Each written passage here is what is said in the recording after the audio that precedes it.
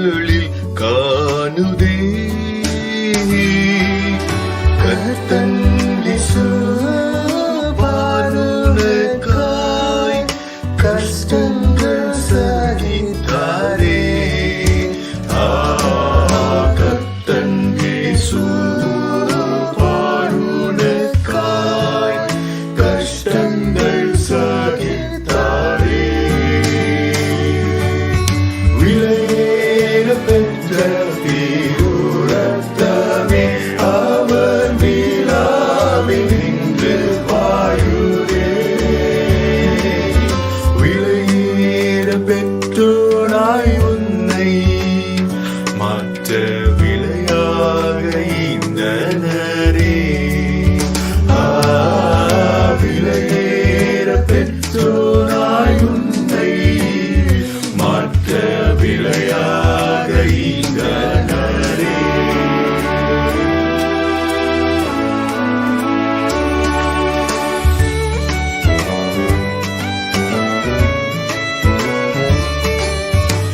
பொன்வெள்ளியோ மண்ணின் வாழ்வோ இவ்வன்பிற்கிணையாகுமோ அன்னையிலும் அன்பு வைத்தே தம் ஜீவனை ஈந்தாரே அன்னையிலும் அன்பு வைத்தே தம் ஜீவனை ஈந்தாரே விலையேற பெற்ற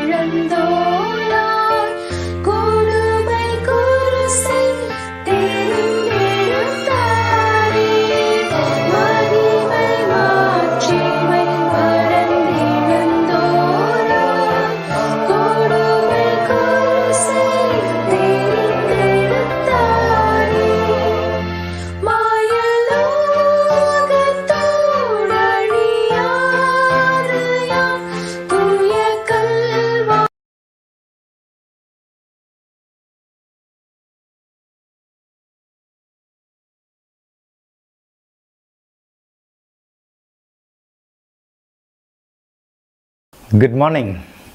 நாம் ஜெபம் பண்ணலாமா? கண்ணை மூடுங்க. முட்டி போடுறீங்களா? எங்கள் அன்புள்ள ஆண்டவரே, இந்த ஓய்வு நாளின் காலை வேளைக்காக உமக்கு நன்றி செலுத்துகிறோம். இந்த நாளிலும் கூட எங்களுடைய திருச்சபையின் ஆயர் மற்றும் பெரியவர்களோடு சேர்ந்து நாங்கள் குடும்பமாக காலை ஆராதனையிலே கலந்து கொள்ள நீர் கொடுத்த நல்ல தருணத்துக்காக நன்றி சொல்கிறோம். இப்பொழுதும் நாங்கள் ஓய்வு நாள் பள்ளி பிள்ளைகளாக கூடியிருக்கிறோம். ஆண்டவரே, அந்தந்த இல்லத்திலே நாங்கள் இந்த நிகழ்ச்சியில் கலந்து கொள்ளும் பொழுது எங்களுக்கு எல்லா காரியங்களையும் நீர் ஆசீர்வதித்து தாரும். உமது நாமத்தை நீர் மகிமைப்படுத்தும். இயேசுவின் மூலம் வேண்டிக் கொள்கிறோம் பிதாவே, ஆமேன். கடந்த ஒரு வாரமாக கடவுள் நம்ம கூடவே இருந்து நம்ம பாதுகாத்து வந்தார் இல்லையா? அதனால் அவருக்கு நம்ம நன்றி சொல்லணும்ல. நன்றி எடுத்து நம்ம பாட போகிறோம். ஏன்னா பூச்சி பறவை கூட அழகாக ஆண்டவரை துதித்து பாடுதுன்னு நம்ம பார்க்குறோம். அதனால் நம்மளும் சேர்ந்து அழகாக பாடுவோமா? நன்றி சொல்லி பாடுறதுக்கு நம்ம பாட்டு நமக்கு தெரிஞ்ச பாட்டு படப்பட படப்படங்கிற பாட்டு. சின்ன பாட்டு தான், அதனால் 2 தடவை ரிப்பீட் ஆகும். ஜாலியாக எல்லோரும் எழுந்திரிச்சு நின்று ஆக்ஷன் செஞ்சு பாடலாமா?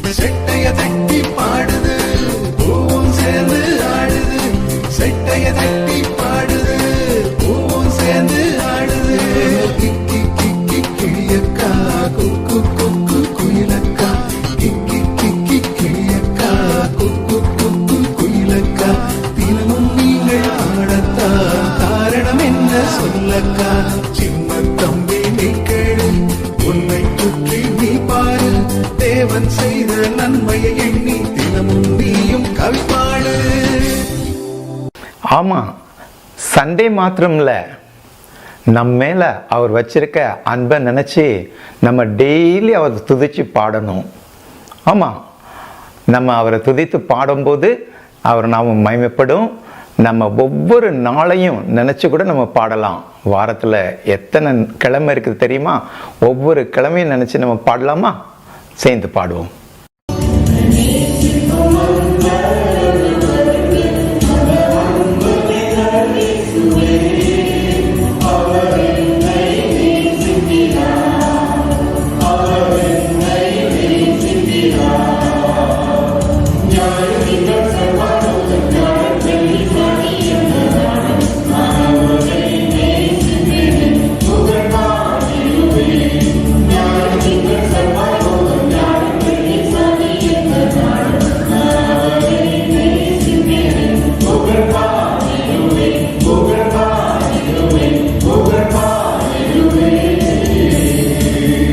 நாம் ஏசப்பா பிள்ளையாக இருந்தோன்னா அவர் நம்மோட கூட இருந்து நம்மளை பாதுகாப்பார்.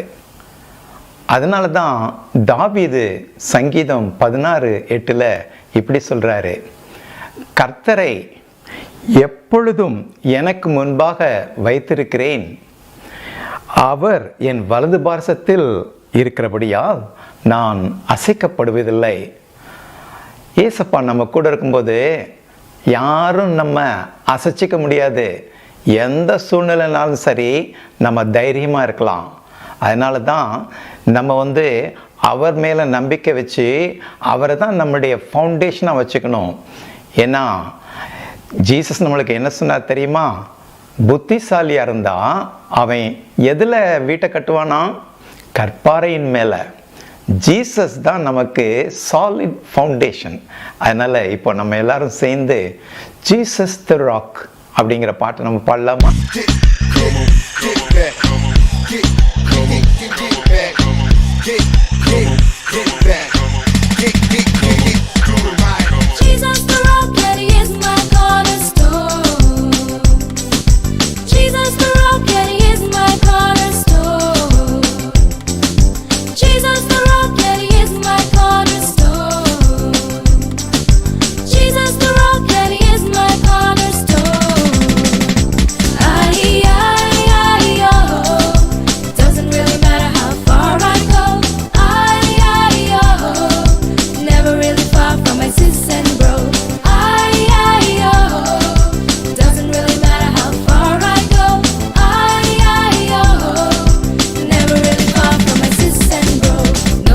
Strangers, no longer aliens.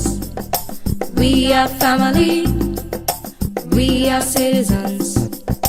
No longer strangers, no longer aliens. We are family, we are citizens. Built on the foundation, we are built on the foundation of Jesus. Built on the foundation, we are built on the foundation. Jesus the rock and he is my cornerstone. Jesus the rock and he is my cornerstone. Jesus the rock and he is my cornerstone. Jesus the rock and he is my cornerstone. Oh. Doesn't really matter how far I go. Oh. Never really far from my sis and bro. Oh. Doesn't really matter how far I go. Oh. Never really far from my sis and bro. ஆமாம், நமக்கு இது என்ன season? என்ன corona சீசனா? இல்லவே இல்லை. இது நமக்கு Lenten season. நமக்கு கிருபையா கடவுள் 40 நாளை கொடுத்துருக்கிறாரு. எதுக்காக? நம்முடைய வாழ்க்கையை நாம் சீர்தூக்கி பார்த்து என்னென்ன குறைலாம் இருக்குதோ அதை அவருக்கு முன்னால் சரி செய்து கொள்ளணும்.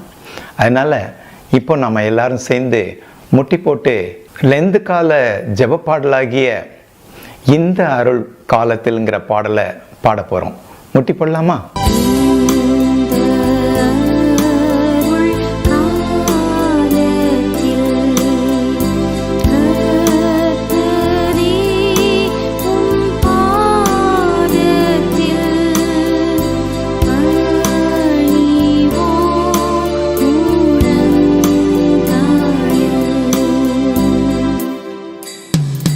தீர்ப்பு நாள் வரும் முன்னே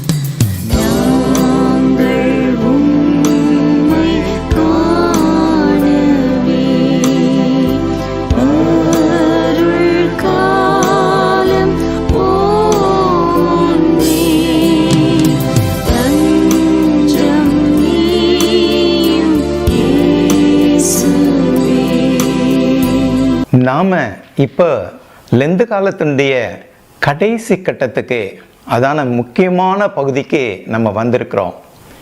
இன்னையிலிருந்து அடுத்த ஞாயிற்றுக்கிழமை வரைக்கும் நமக்கு முக்கியமான வாரம், அதுதான் பரிசுத்த வாரம்னு சொல்லுவாங்க.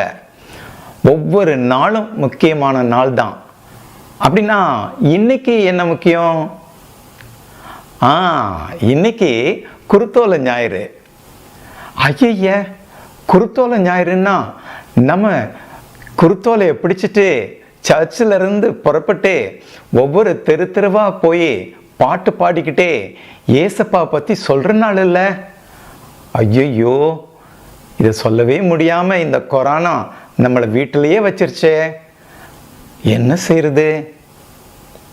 ஆனால் பாரு, அதில் ஒரு முக்கியமான நல்ல காரியம் இருக்குது. இது வரைக்கும் கடவுள் நம்பிக்கையே இல்லாத நிறைய பேர் இந்த கொரோனாவை பார்த்து பயந்து கடவுளை நம்ப ஆரம்பிச்சிட்டாங்க. அதனால் கடவுளை நோக்கி பார்த்துக்கிட்டு இருக்காங்க. நிச்சயமாக அவங்க இப்போ இயேசு தான் உண்மையான தெய்வம்னு கண்டுபிடிச்சிருவாங்க. அதனால் நாம் இப்போ வீட்டிலே இருந்துக்கிட்டு 2000 வருஷத்துக்கு முன்னால் இயேசப்பா எப்படி வெற்றிகரமாக எருசலேமை நோக்கி பவனி வந்தாருங்கிறத நினச்சி அவரை துதித்து நம்ம நிறைய பாட்டுகளை பாட போகிறோம். சரிதானா? முதலாவது சின்ன பிள்ளைங்களோட பாட்டு. ஏன்னா இயேசப்பா பவனி வரும்போது ஒரு சின்ன கழுதுக்குட்டி மேலே ஏறி வந்தாருன்னு பைபிள் சொல்லுதில்ல. அதனால சின்ன பிள்ளைங்க பாட்டு குட்டி நானையா அப்படிங்கிற பாட்டை நம்ம இப்போ பாடலாம். குட்டி நானையா கழுதை குட்டி நானையா, ஏசு ராஜா ஏறி செல்லும் குட்டி நானையா. குட்டி நானையா கழுதை குட்டி நானையா, ஏசு ராஜா ஏறி செல்லும் குட்டி நானையா.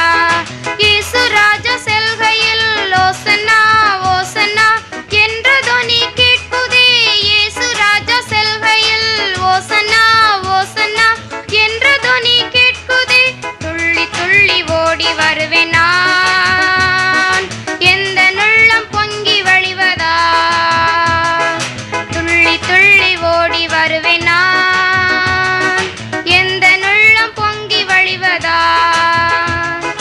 குட்டி நானையா கழுதை குட்டி நானையா, ஏசு ராஜா ஏறி செல்லும் குட்டி நானையா.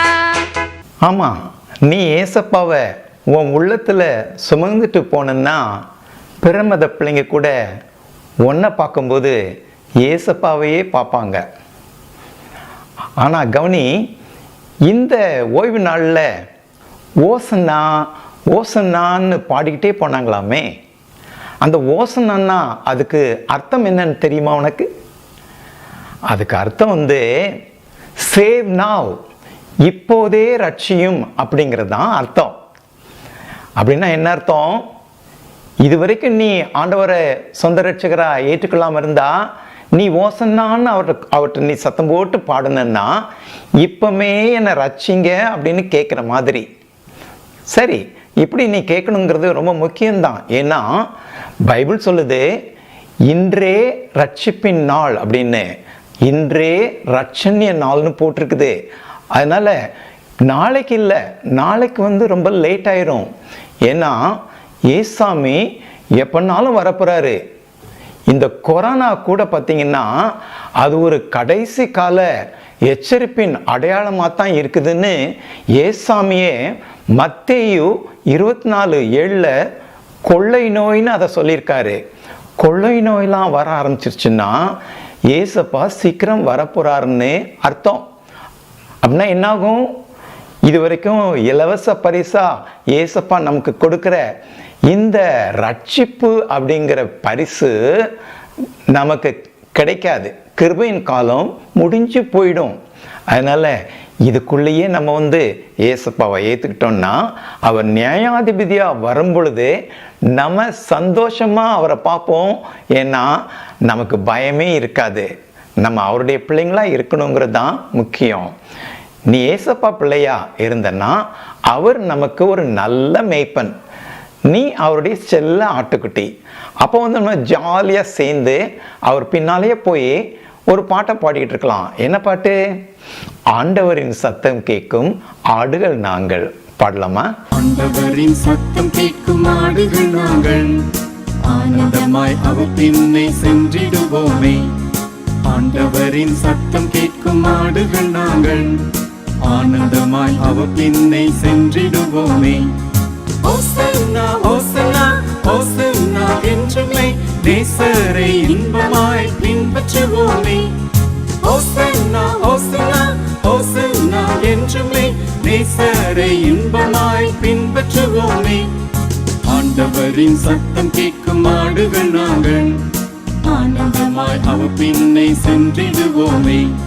சின்ன சின்ன பாலகரை கோவி அழைத்தார், சிட்டு போல தாவி தாவி சென்றிடுவோமே. சின்ன சின்ன பாலகரை கோவி அழைத்தார், சிட்டு போல தாவி தாவி சென்றிடுவோமே. வாருங்கள் வாருங்கள் வாருங்கள் என்றுமே நேசரை இன்பமாய் பின்பற்றுவோமே. வாருங்கள் வாருங்கள் வாருங்கள் என்றுமே நேசரை இன்பமாய் பின்பற்றுவோமே. ஆண்டவரின் சத்தம் கேட்கும் ஆடுகள் நாங்கள், ஆனந்தமாய் அவர் பின்னே சென்றிடுவோமே. நீ உண்மையா இயேசுப்பாவை உள்ளத்துல ஏத்துக்கிட்ட பிள்ளையா இருந்தன்னா இப்போ ஜம்ப் பண்ணி ஜாலியா ஒரு குருத்தோல பாட்டை நீ பாட போற. அது என்ன பாட்டு? Jumping up and down. பாடலாமா? Jumping up and down, jumping up and down, jumping up and down, shout Hosanna, Hosanna. Jumping up and down, jumping up and down, jumping up and down, shout Hosanna, Hosanna. Here comes Jesus riding on a donkey. Hosanna, Hosanna, Hosanna to the King. With the branches of the trees before him. Hosanna, Hosanna, Hosanna to the King. Jesus is alive, Jesus is alive, Jesus is alive, shout Hosanna, Hosanna. Jesus is alive, Jesus is alive, Jesus is alive, shout Hosanna, Hosanna. Here comes Jesus rising up in glory. Hosanna, Hosanna, Hosanna to the King. He's alive, let's tell the world the story. Hosanna, Hosanna, Hosanna to the King. குதித்திடுவோம் ஆர்ப்பரிப்போம் நாம் ஹோசன்னா ஹோசன்னா. குதித்திடுவோம் குதித்திடுவோம் ஆர்ப்பரிப்போம் நாம் ஹோசன்னா ஹோசன்னா. ராஜா இயேசு பவனி வராரே. ஹோசன்னா ஹோசன்னா ஹோசன்னா பாடுவோம், வாழ்த்தி வணங்கி குருத்தோலையுடன். ஹோசன்னா ஹோசன்னா ஹோசன்னா பாடுவோம். சரி, நம்ம இப்போ எல்லாரும் சேர்ந்து கீர்த்தனையில் வர்ற பவனி பாட்டாகிய ஓசன்னா பாடுவோம் இயேசுவின் தாசரேன்னு பாடலாமா? எல்லாரும் சேர்ந்து பாடலாம்.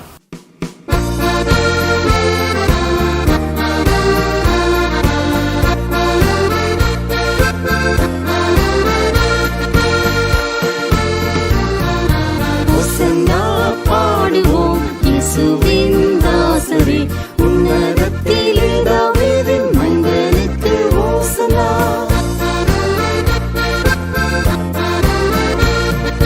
முன்னும் பின்னும் சாலேம் நகர் சின்ன பால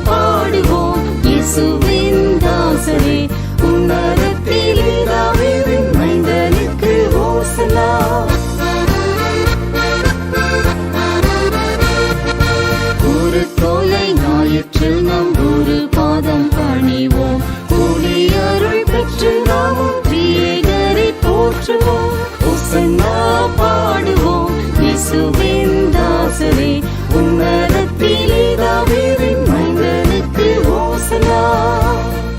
இப்போ நாம சண்டே ஸ்கூல்ல கத்துக்கிட்ட மெமரி வேர்ஸை ரிவைஸ் பண்ணலாமா? Behold how good and how pleasant it is for brethren to dwell together. Behold how good and how pleasant it is for brethren to dwell together in unity, to dwell in unity. La la la la la la la la la. In unity, to dwell in unity. La la la la la la la la. சகோதரர் ஒருமித்து வாசம் செய்தல் நன்மையும் இன்பமுமாமே. சகோதரர் ஒருமித்து வாசம் செய்தல் நன்மையும் இன்பமுமாமே. ஒருமித்து வாசம் செய்தலே லா லா லா லா லா லா லா லா. ஒருமித்து வாசம் செய்தலே லா லா லா லா லா லா லா. என்னை மாற்றும் அந்நாளில் சேவகத்தின் தாங்காத்தார். என்னை மாற்றும் அந்நாளில் சேவகத்தின் தாங்காத்தார். என்னை மாற்றும், என்னை மாற்றும். லா லா லா லா லா லா லா லா லா லா. என்னை மாற்றும், என்னை மாற்றும். லா லா லா லா லா லா லா லா. இப்ப தொடர்ந்து அடுத்த மனப்பாட வசனம் 2 தீமோத்தேயு 1:7. உங்களுக்கு பரீட்சை நாட்கள்ல நல்லா தைரியமா இருக்கலாம்னு சொல்லி உங்களுக்கு சொல்லி கொடுத்தோம்ல. இப்போ இந்த கொரோனா பிரச்சனையிலையும் நம்ம பயப்பட வேண்டியதில்லைன்னு அந்த வசனம் நமக்கு ஹெல்ப் பண்ணும். நம்ம பாடலாமா? தேவன் நமக்கு பயமுள்ள ஆவியை கொடாமல். தேவன் நமக்கு பயமுள்ள ஆவியை கொடாமல். தேவன் நமக்கு பயமுள்ள ஆவியை கொடாமல். வெள்ளமும் மண்ணும் தெளிந்த புத்தி கொடுக்கிறார். God has not given unto us a spirit of fear. God has not given unto us a spirit of fear. God has not given unto us the spirit of fear,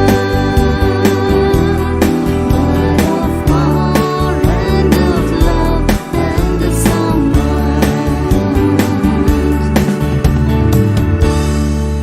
சரி, உங்க ப்ரேயர் டைரியை பத்திரமா வச்சிருக்கீங்களா?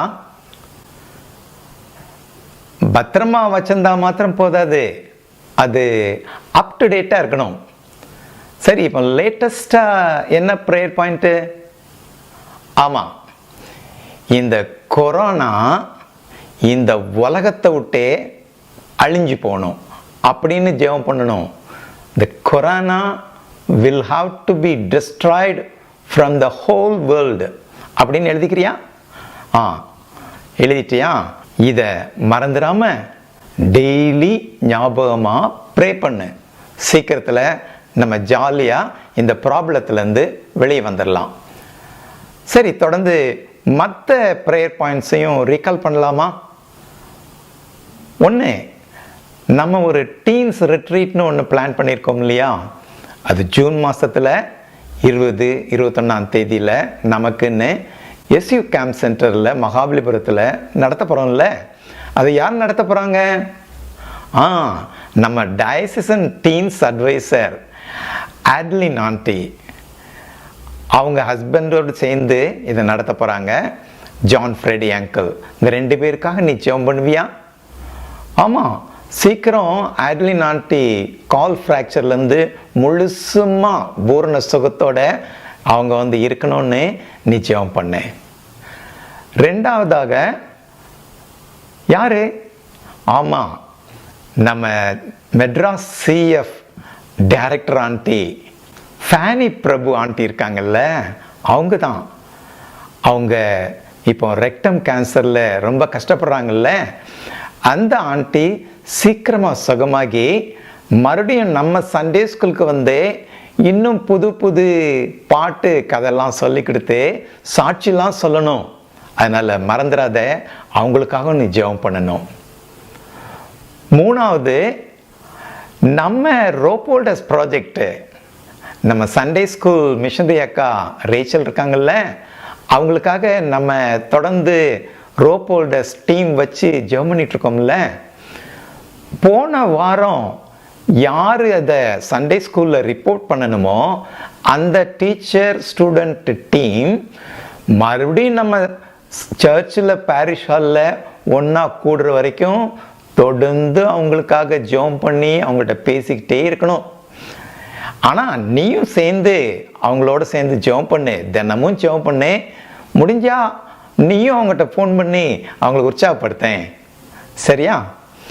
கடைசியாக நம்ம சர்ச்சில் நம்ம Sunday school பிள்ளைங்க, அவங்க parents, Sunday school teachers, Sunday school superintendent aunty, அப்புறம் பாஸ்டர், நம்முடைய பாஸ்டேட் கமிட்டி மெம்பர்ஸ், சர்ச் மெம்பர்ஸ் எல்லாம், அவங்க குடும்பம் எல்லாத்துக்காகவும் நீ ஜெபம் பண்ணலாம், சரியா? அவங்க எல்லாரும் இந்த கொரோனாவால் பாதிப்பு இல்லாமல் பத்திரமா இருக்கணும்னு சொல்லி நீ ஜெபம் பண்ணு, சரியா? தொடர்ந்து நம்ம இப்போ பைபிள் ஸ்டடிக்கு போகலாமா? நம்ம படிக்கிறது அப்போஸ்தலர் நடவடிக்கைகள் தானே. ஆங்கர் வேர்ஸ் ஞாபகம் இருக்குதா? அதுதான் அப்போஸ்தலர் 1:8, Acts 1:8. You shall receive power when the Holy Ghost is come upon you, and you shall be witnesses unto me both in Jerusalem and in all Judea, in Samaria, and unto the uttermost part of the earth. பரிசுத்த ஆவி உங்களிடத்தில் வரும்போது நீங்கள் பலனடைந்து எருசலேமிலும் யூதேயா முழுவதும் சமாரியாவிலும் பூமியின் கடைசி பரியந்தமும் எனக்கு சாட்சிகளாய் இருப்பீர்கள். என்னோட சேர்ந்து சொன்னீங்களா? மறந்துடாதீங்க, ஓகேயா? சரி, இப்போ வந்து இந்த அப்போஸ்தலர் நடவடிக்கைகள் புத்தகத்திலிருந்து பேபி ஆண்டி போன வாரம் உங்களுக்கு 22வது அதிகாரம் முழுசையும் சொல்லி கொடுத்தாங்கல்ல, ஞாபகம் இருக்குதா? அவங்க சொல்லி கொடுத்ததுலேருந்து இப்போ ஒரு வாரம் ஆயிடுச்சு. இந்த ஒரு வாரத்துக்குள்ள எப்போவாவது ஒரு நாள் நீ தனியாவோ இல்லது அப்பா அம்மாவோ கூட அதை மறுபடியும் வாஸ்து பார்த்தியா? நம்ம அப்போஸ்தலர்ல பெரியாங்கிற இடத்துல உள்ள பீப்புளை பற்றி நம்ம படித்தோமே, அவங்க என்ன செஞ்சாங்க? பவுல் அப்போஸ்தலன் சொன்ன உடனே அதை அப்படியே ஏற்றுக்காம இவங்க சொன்னது பைபிளில் அப்படியே இருக்குதான்னு பார்த்து அப்புறம் தான் ஏற்றுக்கிட்டாங்க. நீயும் அப்படி ஏற்றுக்கிட்டனா தான் அந்த பெரியா பீப்புள் மாதிரி நற்குணசாலின்னு பேர் பெறலாம், சரியா? இப்போவாது அதை கடைப்பிடிக்க ஆரம்பி. இன்னைக்கு அங்கிள் என்ன சொன்னாலும் அதை அப்படி கேட்டுட்டு பைபிளை திறந்து நீ படிக்கணும். படிச்சுட்டு அப்புறம்தான் தெளிவாக இருக்கணும், ஓகேயா? சரி, நம்ம வந்து இந்த நாளுடைய பிளானுக்கு போகலாம். இந்த நாள் வந்து குருத்தோலை ஞாயிறு தானே. 2000 வருஷத்துக்கு முன்னால் ஏசாமி எருசலேமை நோக்கி அவர் பவனியா போகும்போது அங்கே எருசலேம் பீப்புளெலாம் அவரை வரவேற்க காத்துக்கிட்டு இருந்தாங்களா? இல்லை, அதில் ஒரு பெரிய கூட்டம் அவருக்கு எதிராக தான் இருந்தாங்க. எப்பவுமே அவருக்கு எதிராக இருந்தாங்க. அதனால தான் ஏசாமி கடைசியாக எருசலேமுக்கு இப்படி வரணும்னு தீர்மானம் பண்ணும்போது கலிலேயாவிலேருந்து வாங்க நம்ம போகலான்னு சிஷ்யர்கிட்ட சொன்னார். சிஷ்யர்லாம் பதறி போய், போன தடவை நீங்கள் போனப்ப உங்களை கல்லெறிஞ்சு கொல்லணும்னு பார்த்தாங்களே, மறுபடியும் அங்கேயா போகிறீங்க? வேண்டாம் அப்படின்னு சொன்னாங்க. ஆனால் ஏசப்பா சொன்னார், எனக்கு தீர்மானம் கிளியராக இருக்குது, நான் நிச்சயமாக எருசலேமுக்கு போகணும் அப்படின்னு புறப்பட்டுட்டாரு. சீஷர்களுக்கு என்ன செய்யனே தெரியல. கடைசியில் ஒருத்தர் பார்த்து, சரி நாமும் அவரோட போய் நம்மளும் சாக வேண்டியதுதான் அப்படின்னு சொல்லிட்டு தான் அவரோட புறப்பட்டு போனாங்க. ஆமாம், அப்படிப்பட்ட எதிர்ப்பை தான் ஏசப்பா இந்த எருசலேம் பட்டணத்தில் சந்திச்சாரு. அவரே சொன்னார்ல எருசலேமை பற்றி, தீர்க்கதரிசிகளை கல்லெறிஞ்சு கொல்ற பட்டணம் தான் நீன்னு அவர் தெளிவாக சொன்னார். ஆனாலும் தேவ திட்டத்துக்கு தன்னை முற்றிலுமா அர்ப்பணித்து அவர் புறப்பட்டு எருசலேமை நோக்கி போகிறாரு. சரியா? சரி, ஒன்று நான் உன்கிட்ட கேட்குறேன், நீ எப்போவாது அழுதுருக்கியா? என்ன அங்கிள் இப்படி கேட்குறீங்க? நிச்சயமாக நாங்கள் எல்லாரும் எப்போவாது அழுதுருப்போம். கரெக்ட் தான். அங்கிள் சின்ன பையனாக இருக்கும்போது எங்கள் அப்பா அம்மா சாகும்போது கூட அழாமல் கொயரில் இருந்து சேர்ந்து உற்சாகமாக பாடிக்கிட்டு இருந்தேன் நான். ஆனால் பெரிய ஆளான பிறகு அழுதேன் நான். ஏன்? அதாவது முந்தி அங்கிள் வந்து திருச்சியில் பிஹெச்எல் டவுன்ஷிப்பில் இருக்கிற சிஎஸ்ஐ இம்மானுவல் சர்ச்சில் சண்டே ஸ்கூல் டைரக்டராக இருந்தப்ப ஜோயல்னு ஒரு ஜூனியர் பையனை அங்கிளுக்கு ரொம்ப இஷ்டம். அவன் நல்லா படிப்பான், ஃபஸ்ட்டு ப்ரைஸ் வாங்கிட்டே இருப்பான் எல்லா காம்படிஷன்லேயும். அதனால் நான் அவனை பற்றி எப்பவுமே பாராட்டி மெச்சு தான் சண்டே ஸ்கூலில் பேசுகிறது வழக்கம். ஆனால் பாரு, ஒரு பைபிள் குவிஸ் காம்படிஷனில் அவன் பிட் பேப்பரை வச்சு காப்பி அடிச்சுட்டு இருந்திருக்கிறான். அதை சண்டே ஸ்கூல் டீச்சர்ஸ் பார்த்து அவனை பிடிச்சி என்கிட்ட கூட்டிகிட்டு வந்தாங்க. அப்போ நான் அவனை பார்த்து, ஜோயல் நீயா இப்படி பண்ண அப்படின்னு கேட்டேன். அவன் உடனே ஓன்னு அழுதுட்டான். அவன் அழுறத பார்த்து எனக்கும் தாங்க முடியல, நான் கூட அழுதேன். சரி, இப்படி அழுறது ஏசப்பா கூட செஞ்சார் தெரியுமா? அவர் பெரியவராக இருக்கும்போது ஊழியம் செய்யும் போதே செஞ்சார். எப்போ செஞ்சார்? ஞாபகம் இருக்குதா? ஆமாம், லாசரு மரித்த போது அவங்க வீட்டுக்கு போனார்ல, அப்போ மார்த்தாள் மரியாலாம் அழுதுறதை பார்த்து ஏசப்பாவால் தாங்கவே முடியல, அவர் அழுதுட்டாரு. அதுதான் பைபிளில் இருக்கிற ரொம்ப குட்டியான வசனம். ஞாபகம் இருக்கா? ஆமாம், ஜான் 11:35 ஜீசஸ் வெப்ட், இயேசு கண்ணீர் விட்டார் அப்படின்னு தமிழில் கொஞ்சம் பெரிய வேர்ஸாக இருக்குதுல்ல, ஆனால் இங்கிலீஷில் அதான் ஷார்ட்டஸ்ட் வேர்ஸ். ஆமாம், ஏசாமி அழுதாருன்னு பார்த்தா, ஐயே உங்கள் கடவுள் இவ்வளவு தானா, அவர் என்ன ரொம்ப பலவீனமாக அழுகிறவர் தானா அப்படின்னு யாரும் கிண்டல் பண்ணிடுவாங்கன்னு உனக்கு வெக்கமாக இருக்குதோ? இல்லை, அதுதான் நமக்கு ஸ்ட்ராங் பாயிண்ட். ஏன்னா இப்படி நம்ம மேலே அன்பு வச்சிருக்கிற பாசம் நிறைஞ்ச கடவுள் ஏசப்பா மாதிரி வேற யாரும் இல்லை. அதனால தான் அவர் நம்மளை ரொம்ப நேசிக்கிறதுனால நமக்காக உயிரையே கொடுத்தாரு. அதனால நமக்காகவே அவர் அழுகிறாரு. இப்போ கவனி, இந்த ஏசப்பா இப்போ கூட சிலர் பண்ற பிரச்சனையினால இன்னைக்கும் அழ வச்சு சிலுவையில் அறையிறவங்க உண்டு. யார் தெரியுமா? நம்ம சண்டே ஸ்கூலுக்கு ரெகுலராக வந்து பைபிளெல்லாம் நல்லா படித்து இன்னும் எல்லா நிகழ்ச்சிகள்லையும் கலந்துக்கிட்டு ஊழியத்தில் கூட ஈடுபடுவாங்க. ஆனால் அவருக்கு பிடிக்காத பாவத்தெல்லாம் சீக்ரெட்டாக பண்ணுவாங்க. இப்படிப்பட்டவங்களை பார்க்கும்போது ஏசப்பாவுக்கு எப்படி இருக்கும்? அழுகையாக தான் வரும். நீ அப்படி செய்ய மாட்டல்ல, நம்ம அப்படி இருக்கக்கூடாதுல்ல. முதல் குருத்தோல பவனில் கூட ஏசாமி எருசலேமை பார்த்து அழுதாரு. ஆமாம், அதுக்கு பிறகு கூட ஏசாமியுடைய சீஷர்களை கூட இந்த மக்கள் துன்புறுத்தினாங்கன்னு நம்ம அப்போஸ்தலர் நடவடிக்கைகளில் தொடர்ந்து பார்த்துக்கிட்டே இருக்கோம்ல. பவுலுக்கும் அதே கதி தான். போன வாரம் பார்த்தோம்ல, எருசலேம் தேவாலயத்தில் ஒரு பெரிய கலாட்டா கூட்டம், அவங்க எல்லாம் சேர்ந்து அவரை அடித்தாருன்னு பார்க்குறோம். ஆனால் பவுல் எப்பன்னாலும் என்னுடைய சொந்த ஜனம்னு சொல்லிட்டு ரொம்ப பாசமாக அவங்கள நேசிக்கிறத நம்ம பார்க்குறோம். ஏன்னா அவர் என்னைக்கு ஆண்டவரை ஏற்றுக்கிட்டாரோ அந்த தமஸ்கு அனுபவத்துக்கு பிறகு தமஸ்குல இருக்கிற ஜெபாலயத்திலேருந்து ஆரம்பித்து ஒவ்வொரு இடத்துக்கு போகும்போதும் அவர் எப்பவுமே யூத மக்கள்கிட்ட ஏசாமி தான் மேசியான்னு சொல்லி பார்க்குறாரு. ஆனால் அவங்க ஏற்றுக்க மாட்டேங்கிறாங்க. எருசலேமுக்கு வந்தார், அங்கேயும் பிரச்சனை. கடைசியில் அவரை சொந்த ஊருக்கு அனுப்புனாங்க. பிறகு அவர் தொடர்ந்து எந்த பட்டணத்துக்கு போனாலும் இதைத்தான் செஞ்சார். ஏசாமி பவுல புறஜாதிகளுக்கும் ராஜாக்களுக்கும் தான் அப்போஸ்தலனாக தெரிந்து கொண்டேன்னு சொல்றாரு. அதுக்கு பிறகுதான் இஸ்ரவேலர்.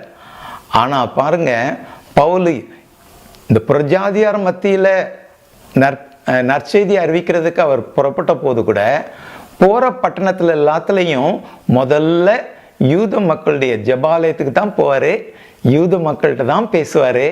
ஏசாமி தான் மேசியான்னு எத்தனையோ பைபிள் ரெஃபரன்ஸை கோட் பண்ணி டீச் பண்ணி பார்ப்பாரு. ஆனால் நடக்கிறது என்ன? பாதி பேர் ஏற்றுக்குவாங்க, பாதி பேர் எதிர்ப்பாங்க. அந்த எதிர்த்தவங்க இவரை ஊழியமே செய்ய விடாமல் ஊரை விட்டே விரட்டி அடிப்பாங்க. இப்படி தான் அவர் ஊழியத்தை தொடர்ந்து செஞ்சார். இப்படி அவர் ஊழியத்தை முடித்த பிறகு கூட அவர் ஆசை என்னன்னா, நான் எருசலேமுக்கு போய் பண்டிகையில் கலந்துக்கொள்ளணும்னு. அப்படி தான் அவர் புறப்பட்டு வந்தார். ஆவியானவர் தெளிவாக சொன்னார், நிச்சயமாக உனக்கு பாடுகள் காத்திருக்குதுன்னு. எத்தனையோ தீர்க்கதரிசிகள் சொல்லிக்கிட்டே வர்றாங்க, ஆனால் அவர் கேட்கல. அவருடைய ஃப்ரெண்ட்ஸ்லாம் அழுறாங்க, கேட்கல. அவர் எருசலேமுக்கு நிச்சயமாக நான் போவேன்னு உயிர் போனாலும் பரவாயில்லன்னு வராரு. ஏசாமி மாதிரியே எருசலேமுக்கு வரதை பொறுத்தவரை தீர்மானமாக பவுல் வந்தார். நடந்தது என்ன? போன வாரம் பார்த்தோம். எருசலேம் தேவாலயத்துக்குள்ளேயே ஒரு பெரிய அடிதடி. இவரை ரொம்ப துன்புறுத்துறாங்க. அந்த ரோம அதிகாரிகள் தான் அவரை பத்திரமா தூக்கிட்டு போயிட்டாங்க. இப்போ தொடர்ந்து அந்த அதிகாரிகள் தூக்கிட்டு போகும்போது கூட அவர் அந்த சேனாதிபதியை பார்த்து, நான் இந்த ஜனங்கள்கிட்ட ஒரு வார்த்தை சொல்ல அனுமதிக்கிறீங்களான்னு கேட்குறாரு. ஏன் அப்படி? அந்த எதிர்த்து வர்ற அந்த கும்பலை கூட பார்த்து ஏசாமி தான் மேசியான்னு சொல்லணும்னு அவருக்கு எவ்வளவு ஆசை. நீ யோசித்து பாரு. இப்படி உனக்கு நம்ம தேசத்து மக்களும் ஏசாமியை ஏற்றுக்கணும்னு ஆசை இருக்குதா? இதுக்கு தான் நம்ம 1-to-1 பர்சனல் இவாஞ்சலிசம் செய்யணும்னு ப்ராஜெக்ட் எடுத்தோம். ஆமாம், இந்த பவுலுக்கு ஏன் இந்த ஆசை தெரியுமா? அவர் மனசில் இருக்கிறதெல்லாம் என் ஜனம் ஆண்டவரை ஏற்றுக்கணும் அப்படிங்கிறது தான். இதைத்தான் அவர் தன்னுடைய உள்ளத்தின் வாஞ்சு அப்படின்னு சொல்லிட்டு அவர் பின்னால் ரோமருக்கு எழுதின நிருபத்தில் அவர் சொல்கிறத பார்க்குறோம். ரோமர் 10:1 என்ன சொல்லியிருக்குது? சகோதரரே, இஸ்ரவேல் ரட்சிக்கப்பட வேண்டும் என்பதே என் இருதயத்தின் விருப்பமும் நான் தேவனை நோக்கி செய்யும் விண்ணப்பமாய் இருக்கிறது. சரி, இந்த வார பைபிள் ஸ்டடிக்கு வருவோம். இது ஒரு சின்ன போர்ஷன் தான். அப்போஸ்தலர் 23:1-11 வரைக்கும் தான். இந்த போர்ஷனில் பார்த்தீங்கன்னா பவுல் மேலே என்னதான் அவங்க குற்றம் சொல்கிறாங்கன்னு பார்ப்போம்னு சொல்லிட்டு அந்த ரோம சேனாபதி அந்த இஸ்ரவேல் மக்களுடைய தலைவர்களை கூட்டி சேர்க்கிறாரு. சனகரி சங்கம்ங்கிறது கூடிருச்சு. இது என்னது? இது நம்ம நாட்டில் பார்லிமெண்ட் மாதிரி 70 பேர் யூத மத தலைவர்கள் கூடி உட்கார்ந்துருக்காங்க. இந்த பவுலுக்கு அவங்க யாருன்னு கூட தெரியல. அதனால தான் அவங்கள பார்த்து சகோதரரே அப்படின்னு சொல்லி ஆரம்பிக்கிறாரு. அவருக்கு என்னன்னா, ஒருவேளை நேற்று கலாட்டா பண்ண கூட்டம் கூட இப்போ ஒருவேளை ஒழுங்காக உட்கார்ந்துருக்கிறாங்களோ, மறுபடியும் அவங்களுக்கு ஏசாமி பற்றி சொல்லி அவரை ஏற்றுக்களை வைக்கலாமான்னு அவருக்கு ஆசை. என்ன ஆசை பாருங்க! அவர் மறுபடியுமாக இப்போ இந்த ஜனங்கள்கிட்ட ஏசாமி பற்றி சொல்லணுங்கிறதுக்காக ஆரம்பிக்கிறாரு. எப்படி ஆரம்பிக்கிறாருன்னா, தன்னுடைய சாட்சியை, வாழ்க்கை சாட்சியை எடுத்து அவங்களுக்கு காமிக்கிறாரு. அப்படி அவருடைய வாழ்க்கையை பார்த்து அவங்க இயேசுவை ஏற்றுக்கொள்ளணும்னு அவர் விரும்புகிறத நம்ம இதில் பார்க்குறோம். ஆமாம், நம்ம சாட்சி சொல்கிறதுல முக்கியமான சாட்சி என்ன தெரியுமா? நம்ம வாழ்க்கை தான். அப்படி நம்ம வாழ்க்கையை அவங்க முன்னால் சாட்சியாக நிறுத்தணும்னா அநேக மக்கள் இயேசுப்பாவை உண்மையாகவே ஏற்றுக்குவாங்க. அதனால தான் ஒரு பாட்டு பாடுவோம் இல்லையா? Make my life to be like a melody.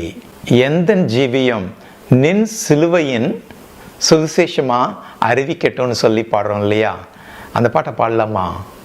இந்த ஜீவியம் நின் சிலுவையின் சுவிசேஷம் கூறும் இன்னிசையாகும்.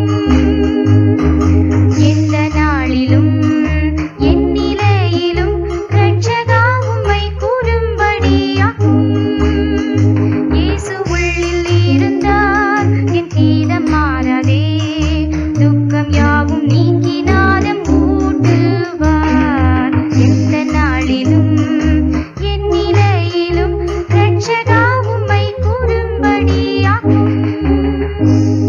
Make my life to be like a melody, ever sounding out the message of the cross. Savior, let me be like a melody, ever sounding out in case of gain or loss. Since Jesus is my King, no discord can arise. He will make the saddest heart to harmonize. Savior, let me be like a melody, ever sounding out the message of the cross. சரி, இந்த 23வது அதிகாரம் முதல் வசனத்தில் பவுல் தன்னுடைய சாட்சியை சொல்கிறத பாரு. அவர் என்ன சொல்கிறாருன்னா, தன்னுடைய அனுபவத்தை அப்படி தைரியமாக ஒளிவு மறைவு இல்லாமல் சொல்கிறத பார்க்குறோம். இந்நாள் வரைக்கும் எல்லா விஷயங்களிலும் நான் நல்மன சாட்சியோட தேவனுக்கு முன்பாக நடந்து வந்தேன்னு சொல்கிறாரு. நீ உன் பேரை வச்சுட்டு அதை வாசித்து பார்த்தன்னா அதனுடைய அழுத்தம் தெரியும். எவ்வளவு ஒழுக்கமான வாழ்க்கையை அவர் வாழ்ந்திருந்தாருன்னா இவ்வளவு தைரியமாக அந்த பெரிய கூட்டத்து முன்னால் சொல்ல முடியும்.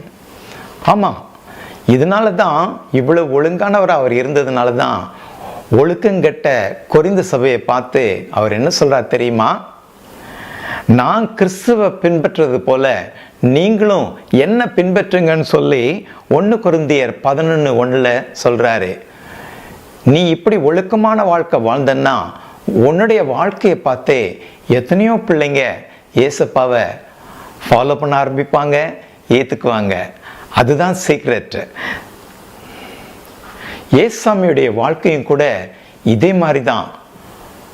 அவரை எப்படியாவது குற்றம் கண்டுபிடிக்கணுன்னே ஒரு கூட்டம் அவருடைய ஊழியத்தில் அவருக்கு பின்னாலேயே வந்துக்கிட்டு இருந்துச்சு. அந்த யூத மத தலைவர்கள் அவரிடத்துல ஒரு குற்றத்தையும் காண முடியல. ஒரு தடவை ஏசாமி கூட அவங்கள பார்த்து சொன்னார், என்னில் பாவம் உண்டு என்று உங்களில் யாராகிலும் குற்றம் சொல்ல முடியுமா? ஆமாம், யாரும் ஒரு குற்றத்தையும் கண்டுபிடிக்கவே முடியல. அப்படிப்பட்ட வாழ்க்கையை அவர் வாழ்ந்தார். கடைசியில் திருட்டுத்தனமாக அவரை ராத்திரியில் பிடிச்சிட்டு போய் அவரை விசாரிக்கணும்னு ஆரம்பித்தப்போ கூட அவர் மேலே ஒரு முகாந்தரத்தையும் காணவில்லைன்னு தான் பார்த்தோம். அது மாத்திரம் இல்லாமல் அங்கே ரோம தேசாதிபதி பிலாத்து கூட அவர் விசாரித்து இவரில் ஒரு குற்றத்தையும் காணேன்னு தான் சொல்கிறாரு. அப்படிப்பட்ட ஒரு எடுத்துக்காட்டான வாழ்க்கையை தான் ஏசாமி வாழ்ந்தார். நீயும் அவருடைய பிள்ளையா இருந்தன்னா அப்படிப்பட்ட வாழ்க்கை தான் வாழணும். நீ இயேசுவை போல இருப்பியா? இயேசு போல இயேசு போலங்கிற பாட்டை நம்ம பாடலாமா?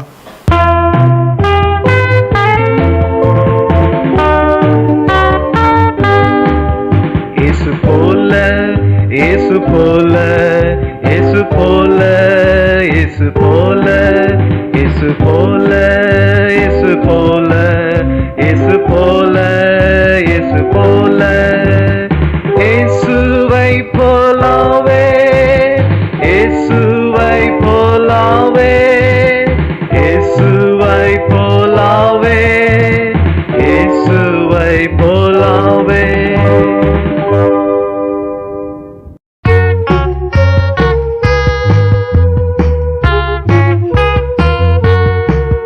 Like Jesus, like Jesus, like Jesus.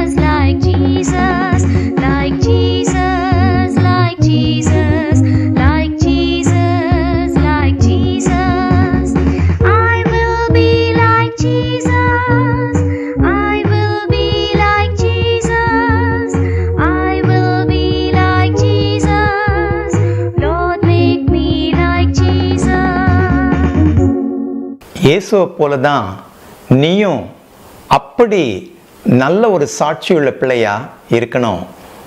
உன் மனசாட்சி தூய்மையானதாக இருக்கணும். ஏன்னா நீ பாவமான காரியங்களை செஞ்சன்னா உன் மனசாட்சி கொஞ்சம் கொஞ்சமாக கெட்டு போகும், மழுங்கியே போயிடும். அதனால தான் நீ எப்பவுமே உன்னுடைய மனசாட்சியை தூய்மையாக காத்துக்கொள்ளணும். அப்படின்னா தான் யார் முன்னாலேயும் தைரியமான சாட்சியாக நீ நிற்க முடியும். இப்படி பவுல் தன்னுடைய சாட்சியை சொல்ல ஆரம்பிக்கும்போது என்ன நடந்தது தெரியுமா? அந்த அனனியாங்கிற பிரதான ஆசாரியன் அவருடைய வாயில அடிங்கன்னு சொல்லிட்டாரு. இது நியாயமானதா? அநியாயமா? ஒரு நியாயாதிபதி செய்யலாமா? இப்படித்தான் ஏசாமியை விசாரிக்கும் போது கூட அங்கே அண்ணாங்கிற பிரதான ஆசிரியனுடைய சேவகன் பிரதான ஆசிரியன் எப்படியா பேசுறதுன்னு இயேசுவை அடிச்சான்னு வேதத்தில் வாசிக்கிறோம். இப்படி அநியாயமாக செய்யும் பொழுது நம்ம என்ன செய்யறது அப்படின்னு பார்த்தா இங்கே பவுலுக்கு கோபம் வந்துருச்சு. அனனியாவோட அநியாயமான இந்த கட்டளையை கேட்டு பவுலுக்கு பொறுக்கலை. வெள்ளியடிக்கப்பட்ட சுவரே தேவன் உம்மை அடிப்பார் அப்படின்னு சொன்னார். வெள்ளியடிக்கப்பட்ட சுவர்னா என்ன தெரியுமா? அவர் என்ன சொல்கிறாருன்னா, நீ ஒரு அழுக்கான சுவர் தான், ஆனால் அதை மறைக்கிறதுக்கு வெள்ளை அடிச்சுக்கிட்டு நீ நல்ல சுவர் மாதிரி இருக்கிற. அதாவது வெளிப்படையாக பார்க்கும் பொழுது நல்ல வெள்ளை அங்கேயே தரித்து நீ நல்லவன் போல உட்கார்ந்துருக்கிற, ஆனால் உள்ளத்துலேயோ வித்தியாசமானவனாக இருக்கிறியேன்னு பவுல் அப்போஸ்தலன் அவனுக்கு பதில் சொன்னார். ஆமாம், இப்படிப்பட்ட காரியம் ஏசப்பா வேதபாரகர் பரிசேயர் முன்னால் சொன்னதை நம்ம பார்க்குறோம். அவர் அவங்க பார்த்து வெள்ளடிக்கப்பட்ட கல்லறைகள்னு சொன்னார்.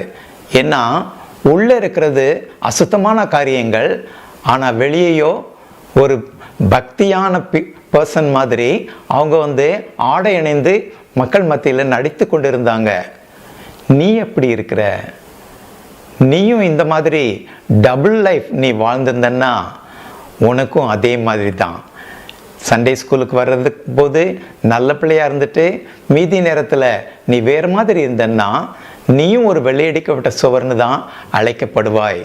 அதனால உன்னுடைய வாழ்க்கையை நீ மாய்மாலம் இல்லாத ஒரு வாழ்க்கையாக மாற்றிக்கிறியா? பாடலாம். கண்ணென்ன முக்கென்னங்கிற பாட்டை பாடுவோமா?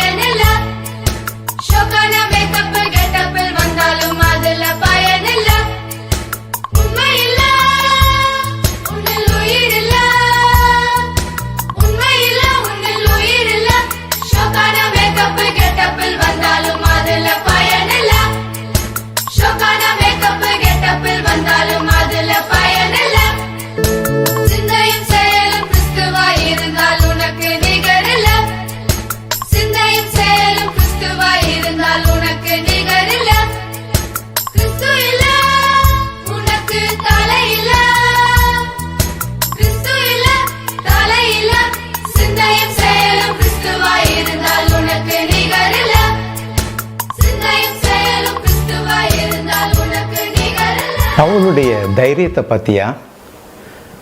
பெரிய ஒரு கூட்டம் அவருக்கு எதிரான கூட்டமாக அவங்க செயல்பட்ட போது கூட அவர் தைரியமான சாட்சியாக அவங்களுக்கு பதில் பேசுகிறத நாம் பார்க்குறோம். நீயும் ஏசப்பா பிள்ளையா நேர்மையாக இருந்தன்னா எந்த ஒரு சூழ்நிலையிலையும் ஏசப்பாவை மறுதலிக்காமல் அவருக்கு சாட்சியாக நீ நிற்க முடியும். ஏன்னா God and I make the majority. மறந்துடாத.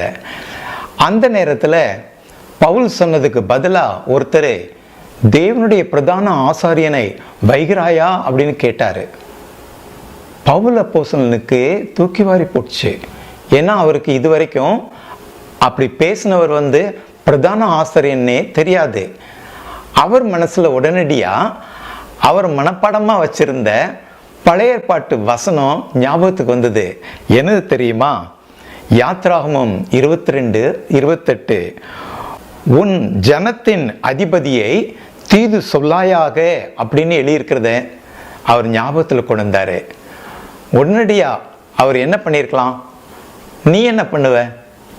சாதாரணமாக இந்த மாதிரி ஒரு சூழ்நிலையில் நம்ம ஏதாவது மற்றவங்க மேலே தப்பு கண்டுபிடிச்சி நம்ம மேலே ஒன்றும் இல்லைன்னு சொல்லி நம்ம சரி கட்டத்தானே பார்ப்போம். உண்மையாகவே பவுல் சொல்லியிருக்கலாம், அவர் எப்படி தேவனுடைய பிரதான ஆசிரியனாக இருக்க முடியும்? இப்படிப்பட்ட அநேகக்காரங்களை நான் ஏற்றுக்கவே மாட்டேன் அப்படின்னு சொல்லியிருக்கலாம். அதுக்கு பதிலாக அவர் என்ன செய்கிறார் பார்த்தியா? அவர் உடனடியாக மன்னிப்பு கேட்குறாரு. இவர் பிரதான ஆசிரியன்னு எனக்கு தெரியாது அப்படின்னு சொல்லி இந்த வசனம் தனக்கு எதிராக இருந்தாலும் அதையே அவங்க முன்னால் சொல்லி மன்னிப்பு கேட்குறாரு. சரி, நீ எப்போவாது மன்னிப்பு கேட்டிருக்கியா? என்ன தப்பு செஞ்சாலும் நான் இல்லை அப்படின்னு சொல்கிறதுக்கு தானே முயற்சி செய்வேன். ஆனால் இதுதான் கரெக்டு. இன்னொரு காரியத்தை பாரு, பவுல் ஏன் இப்படி உடனடியாக மன்னிப்பு கேட்டார்னா, அவர் தேவ வசனத்துக்கு, வேத வார்த்தைக்கு அவர் ரொம்ப பயந்தவராக இருந்தார். நாமும் வேத வசனத்திற்கு இவ்வளவு முக்கியத்துவம் கொடுக்கணும். வசனத்தின்படி நம்ம செய்யணுங்கிறத பற்றி ரொம்ப ஜாக்கிரதையாக இருக்கணும். ஆமாம், பவுல் உண்மையாக தான் தப்பு செஞ்சேன்னு மன்னிப்பு கேட்டார். ஆனால் அவர் காரணத்தையும் சொல்கிறாரு. இவர் பிரதான ஆசிரியன்னு எனக்கு தெரியாதுன்னு சொல்கிறாரு. ஏன்னா 20-30 வருஷமாக பிரஜாதியார்கிட்ட போய் நற்செய்தி அறிவிக்க போயிட்டு இப்போ தான் அவர் திரும்பி வந்ததுனால அனனியா தான் பிரதான ஆசிரியன்னு அவருக்கு தெரிஞ்சிருக்கவும் வாய்ப்பு இல்லை. நாம் கூட தெய்வ ஊழியக்காரருக்கு விரோதமாக எதையும் பேசுறது நல்லதே இல்லை. ஏன்னா இதுக்கு ஒரு நல்ல எடுத்துக்காட்டு தாவீது ராஜா. பழைய ஏற்பாட்டு காலத்தில் அங்கே சவுல்ங்கிற ஒரு மனிதன், அவர் தான் முதல் இஸ்ரவேலின் ராஜா. தேவன் அபிஷேகம் பண்ணின ராஜா அவர் தான். ஆனால் பிற்காலத்தில் அவர் அசுத்தாவை பிடித்த மோசமான ஒரு மனிதனாக மாறிட்டார். ரொம்ப கொடூரமான மனிதனாக அவர் வாழ ஆரம்பித்தார். இந்த சூழ்நிலையில் சாமுவேல் தாவீதை அபிஷேகம் பண்ணி அடுத்த ராஜான்னு சொல்லிட்டாரு. ஆனாலும் கூட இந்த தாவீது அந்த சவுல் தன்னை வேட்டையாடி வந்து கொல்ல பார்த்தாலும் கூட பதிலுக்கு அவரை கொல்லணும்னு எப்பவுமே நினச்சதில்லை. அதுக்கு என்ன காரணம் சொல்கிறார் தெரியுமா? அபிஷாயிட்ட இப்படி சொல்கிறாரு, கர்த்தர் அபிஷேகம் பண்ணுவித்தவர் மேல் தன் கையை போட்டு குற்றமில்லாமல் போகிறவன் யார் அப்படின்னு கேட்குறாரு. அதனால் இதில் நம்ம ரொம்ப ஜாக்கிரதையாக இருக்கணும். ஊழியக்காரர்கள் பற்றி மோசமான வார்த்தைகளை பேசுகிறது நமக்கு நல்லதே இல்லை. சரி, இப்போ பவுலுக்கு நல்லா தெரிஞ்சிருச்சு, இது ஒரு அநியாயம் செய்கிற கூட்டம், நியாயமே இல்லை. ஆனால் அவங்க தான் இப்போ அதிகாரம் உள்ளவங்களாக இருக்கிறாங்க. இவங்கள்ட்டேருந்து நம்ம தப்பிக்கத்தான் வேணும். அவங்க நற்செய்தியை கேட்க போகிறதும் இல்லை, அதை ஏற்றுக்கொள்ள போகிறதும் இல்லை. எப்படி தப்பிக்கிறது அப்படின்னு யோசித்து பார்க்கும் பொழுது அவருக்கு ஒரு ஐடியா வந்தது. அந்த ஜனங்களை பார்க்கும் பொழுதே இது 2 கூட்டம் சேர்ந்து நமக்கு எதிராக வந்திருக்குது, ஆனால் அவங்களுக்குள்ள ஒருத்தருக்கு ஒருத்தர் எதிரிகள் தான் அப்படிங்கிறத அவருக்கு நல்லா தெரிஞ்சதுனால ஒரு வார்த்தை சொல்கிறாரு, நான் பரிசேயன், எங்கள் அப்பா பரிசேயன், நான் இப்போ நியாயம் தீர்ப்பது கூட உயிர்த்தெழுதலின் நம்பிக்கையை பற்றி தான் அப்படின்னு சத்தம் போட்டு சொன்னார். அப்படி சொன்ன உடனே அந்த கூட்டம் 2ஆக பிரிஞ்சிருச்சு. ஏன்னா அதில் இருந்தது சதுசேயர், பரிசேயர் என்கிற 2 கூட்டம். இந்த சதுசேயரும் பரிசேயரும் வேறு விதமான மத கோட்பாடுகள் உள்ளவர்கள். 2 பேருமே யூத தலைவர்கள் தான், ஆனால் வித்தியாசமானவர்கள். ஆனால் இந்த பவுல் பரிசேயன்னு சொன்ன உடனே அந்த பரிசேயரை சேர்ந்த கூட்டம் அவரை சப்போர்ட் பண்ண, சதுசேயர்கள் அவருக்கு எதிராக நிற்க பெரிய குழப்பம். ரோம பேரரசுக்கு குழப்பம் கூச்சல்னா ஒத்து வராது. அதனால் அவங்க உடனடியாக பவுலை தூக்கிட்டு பத்திரமா கோட்டைக்குள்ளே கொண்டு போயிட்டாங்க. இப்போ கவனி, சில சூழ்நிலையில் நம்ம பாம்பை போல வினா உள்ளவராகவும் இருக்கணும்னு ஆண்டவர் விரும்புகிறார். நம்ம புறாவை போல கபடற்றவர்களாக இருக்கணும். அதே சமயத்தில் சில சூழ்நிலைகள் வரும் பொழுது நம்மளும் ஆண்டவர் கொடுத்த ஞானத்தை வச்சு தப்பிப்பதற்கு நம்முடைய ஞானத்தை உபயோகிக்கணுங்கிறத நம்ம மறந்து போகக்கூடாது. சரி, இந்த பரிசேயர் சதுசேயர் யாரு, அவங்களுக்குள்ள என்ன வித்தியாசங்கிறத மாத்திரம் சுருக்கமாக பார்த்து நம்ம முடிப்போம். ஓகேயா? முதல்ல உயிர்த்தெழுதல்.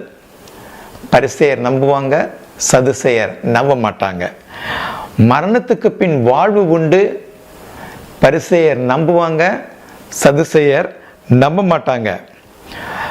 அந்த டோராங்கிற அந்த முதல் 5 பைபிள் புத்தகங்களை 2 பேரும் நம்புவாங்க.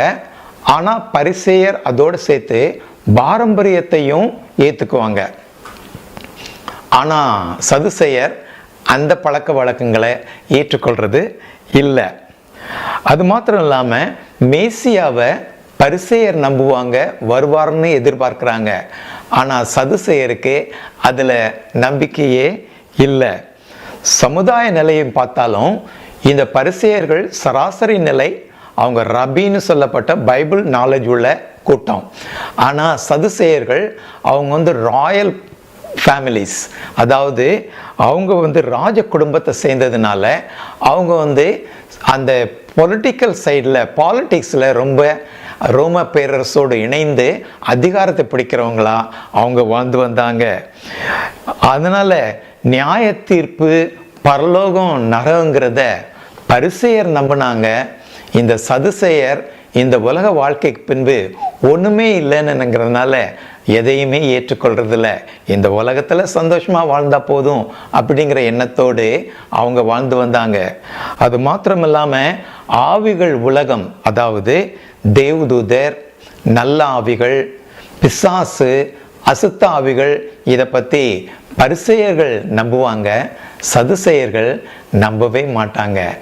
ஆனால் நம்ம பைபிள் படி நம்ம யோசித்து பார்க்கும் பொழுது நம்ம இந்த பரிசேயர் மாதிரி தான் இந்த காரியங்களில் நம்பிக்கையுள்ளவர்களாக இருக்கணும்னு இயேசப்பா நமக்கு சொல்லி கொடுத்துருக்கிறாரு.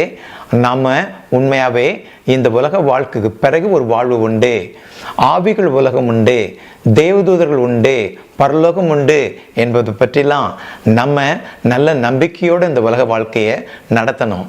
சரி, இப்போ ஒரு கோரியை பார்க்கலாமா?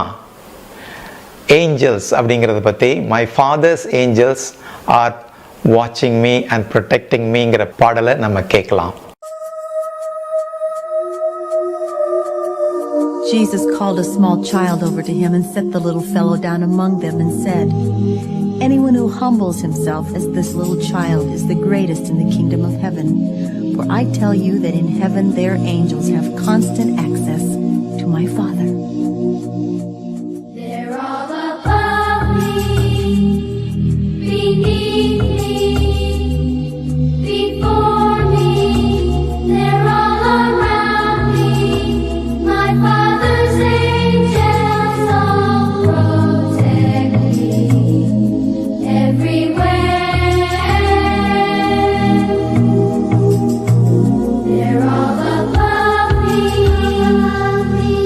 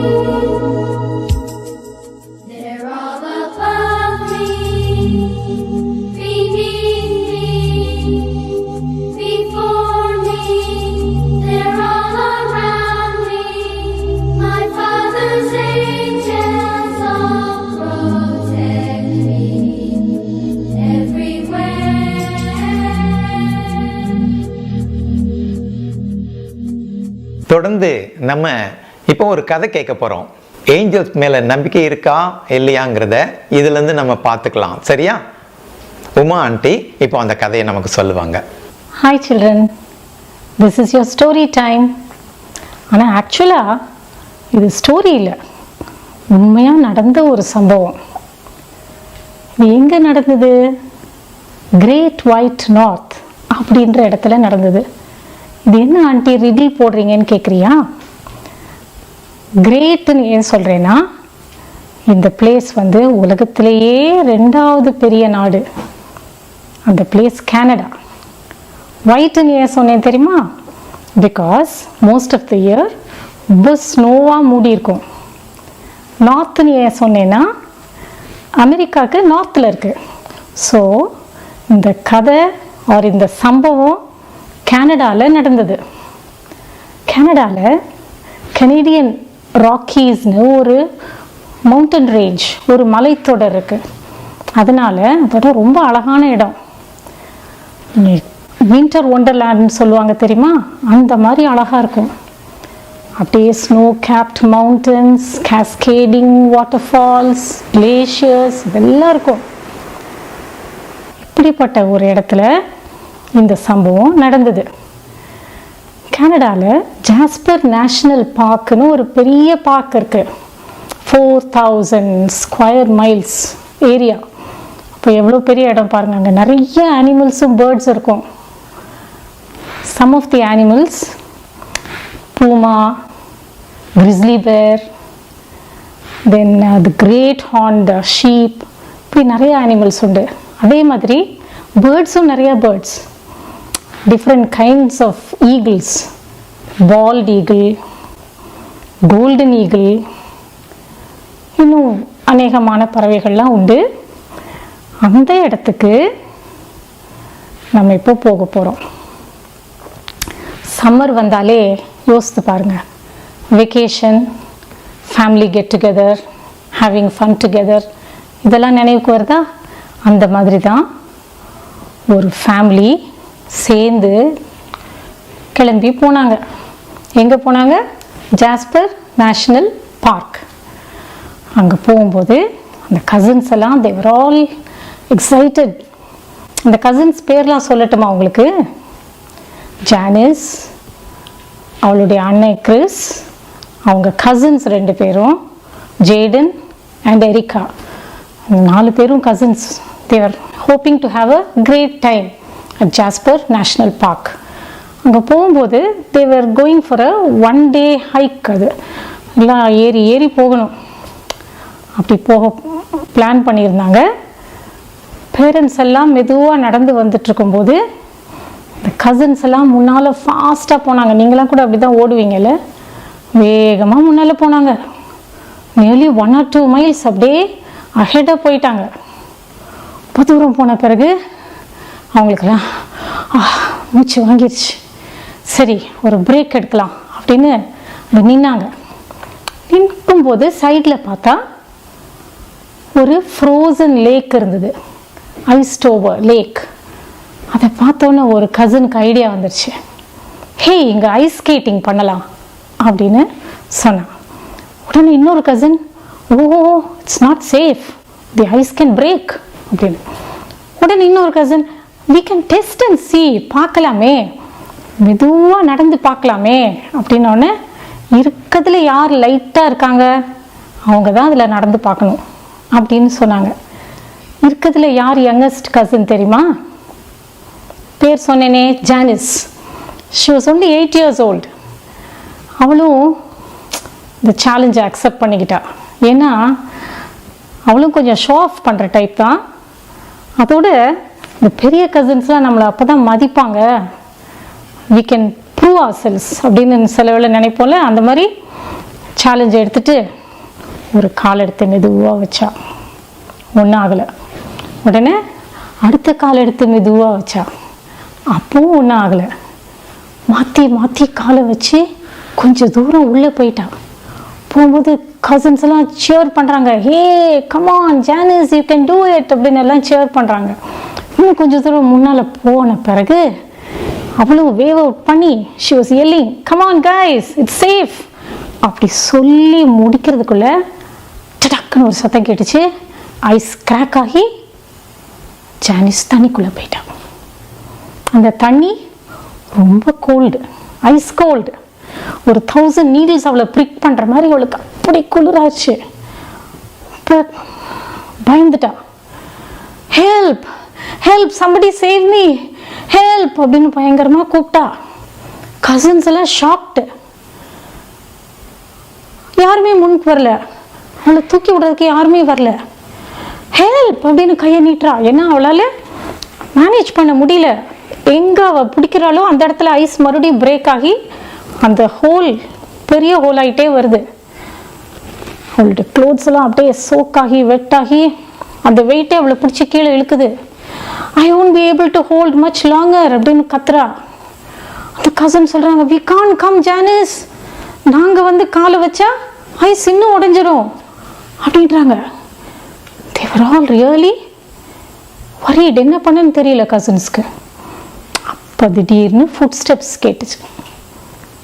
யாரோ ஒரு யங் மேன், இல்லை வெல் பில்ட் யங் மேன் அந்த பக்கம் ஓடி வராரு. ரன்னிங் ஷார்ட்ஸில் இருக்கார் அவர். சும்மா ஒரு டிஷர்ட்டும் ஒரு ஷார்ட்ஸும் போட்டு ஓடி வந்துட்டுருக்காரு. அவர் வந்து பார்த்த உடனே கண்டுபிடிச்சிட்டாரு the gravity of the situation. ஒரு சின்ன பிள்ளை சிங்க் ஆகிட்டு இருக்கா தண்ணியில். ஸோ அவர் ஓடி வந்து ஐஸ் மேலே கால் வச்சாரு. கசின்ஸ்லாம் அப்படியே பார்த்துட்ருக்காங்க, உடைய போகுதுன்னு. ஐஸ் உடையவே இல்லை. அப்படியே 2-3 ஸ்டெப்ஸ் வச்சாரு. குனிஞ்சு ஜானிஸை அப்படியே தூக்கி வெளியே எடுத்துட்டு வந்து கரையில் வச்சுட்டாரு. கசின்ஸ்லாம் அப்படியே வண்டர் ஸ்ட்ரக்காக அவரை பார்த்துட்ருக்காங்க. அவங்களுக்குலாம் என்ன சொல்கிறதுன்னு கூட தெரியல. ஜானிஸ் அப்படியே குளிரில் நடுக்கிட்டு இருக்கிறா.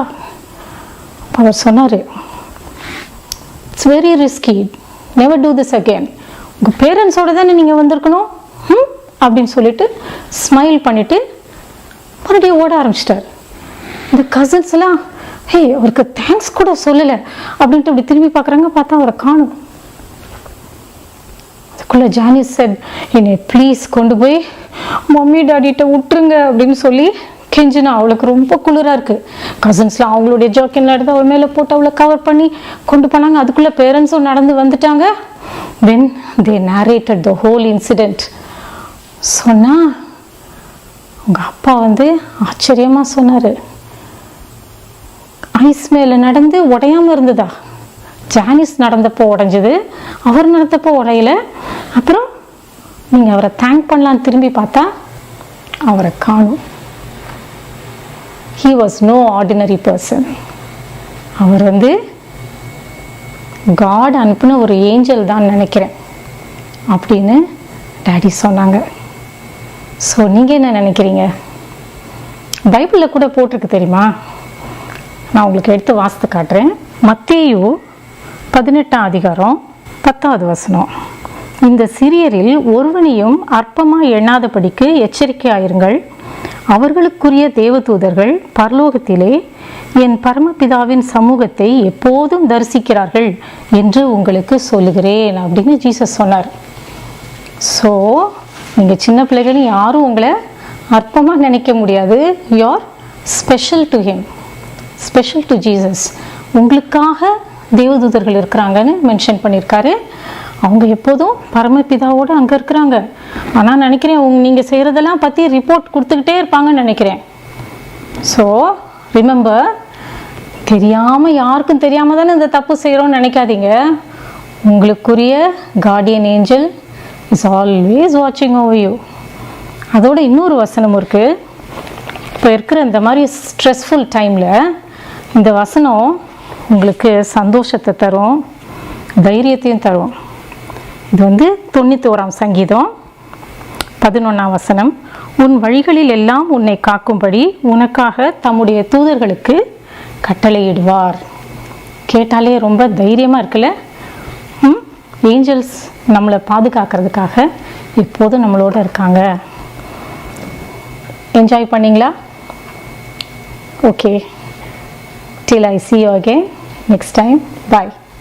ஆனா பாரு, இந்த பரிசேயர் இந்த பரலோகம், மறுவாழ்வு எல்லாத்து மேலே நம்பிக்கை வச்சிருந்தாலும், தேவதூதர்கள், அசுத்தாவிகள் என்பதை பற்றியும் தெளிவாக இருந்தாலும் கூட அவங்களும் கெட்ட வாழ்க்கையை தான் நடத்தினாங்க. அதனால தான் ஏசாமி அவங்கள பார்த்து மாய்மாலக்காரரே அப்படின்னு சொல்லி ஒவ்வொரு தடவையும் திட்டத்தை பார்க்குறோம். ஆமாம், பரிசேயரும் சதுசேயரும் சேர்ந்தே தான் ஏசாமிய சிலுவையில் அரைஞ்சாங்க. அதனால் இந்த பரிசேயர் எப்படிப்பட்டவங்கிறத பற்றி ரூஃபஸ் அங்கிள் ஒரு பாட்டு எழுதியிருக்காங்க. அதை நம்ம இப்போ கேட்கலாமா? யார் இந்த பரிசேயர்னு நல்லா நமக்கு புரியும்.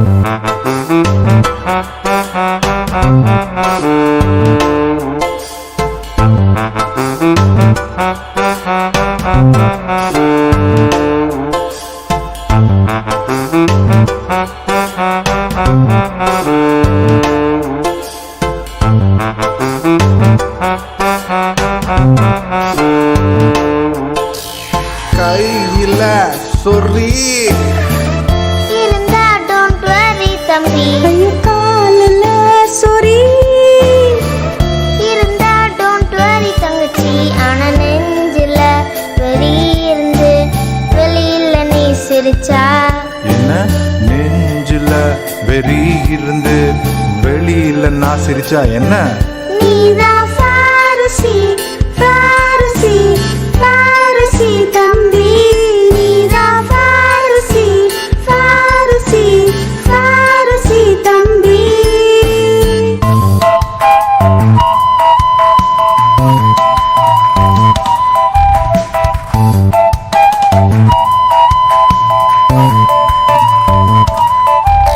மெக்டியின் பர்கர் கொடுத்தா என்ஜாய் பண்ணு நீ. கேஎஃப்சி சிங்கரு கிடைச்சா என்ஜாய் பண்ணு நீ. ஆனா ஹானசி கிங்காவிய காட்டு நீ விதைச்சா. ஆனா ஆனர் சீக்கிங் ஆவிய ஹார்ட்ல விதைச்சாதான் என்ன? நீதான் பாரசி பாரசி பாரசி தங்கச்சி. நீதான் பாரசி பாரசி பாரசி தங்கச்சி.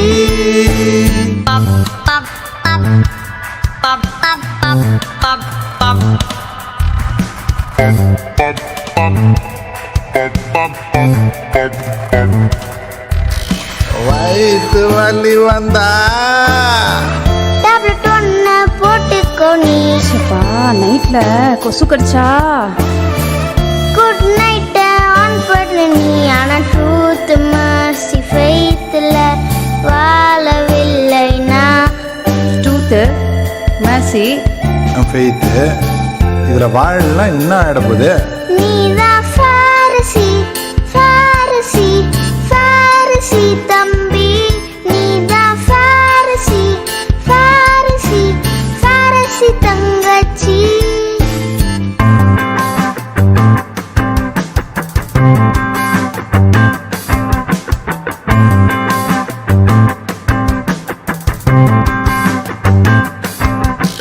ரிச்சா இல்லைனாலும் Jesus loves you dear mummy. Phone இல்லைனாலும் dear mummy Jesus loves you mummy.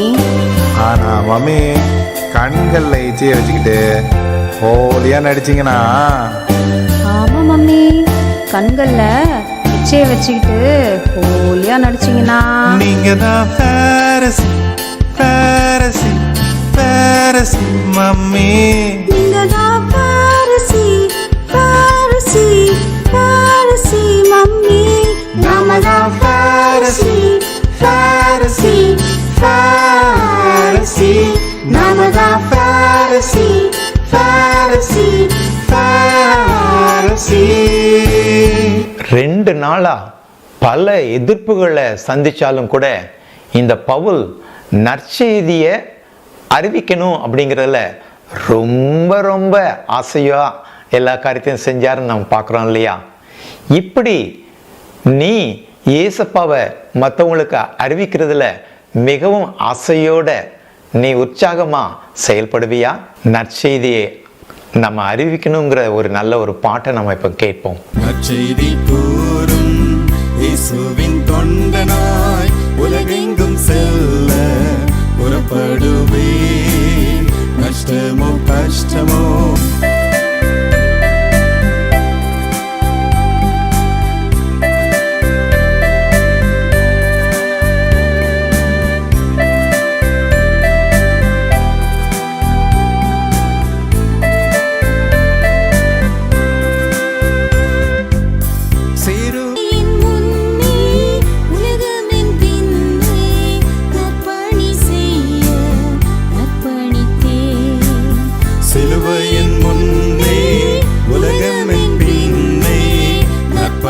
செய்ய அர்ப்பணித்தே. நற்செய்தி கூறும் இயேசுவின் தொண்டனாய் உலகெங்கும் செல்ல புறப்படுவே.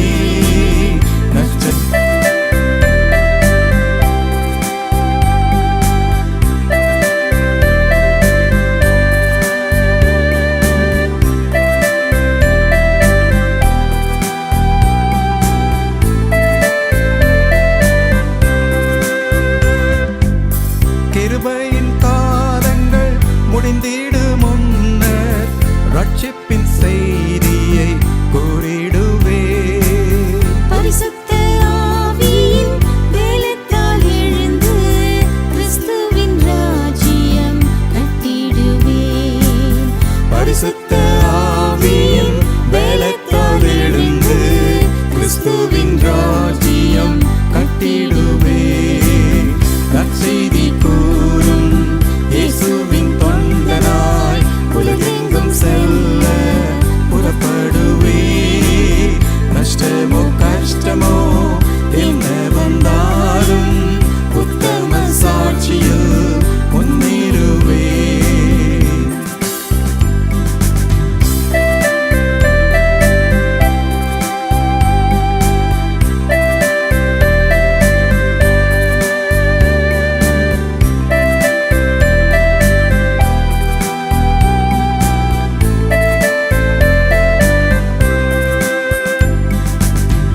ஆனா பவுல் இவ்வளவு முயற்சி செஞ்சும் அவங்க மாறவே இல்லைல்ல.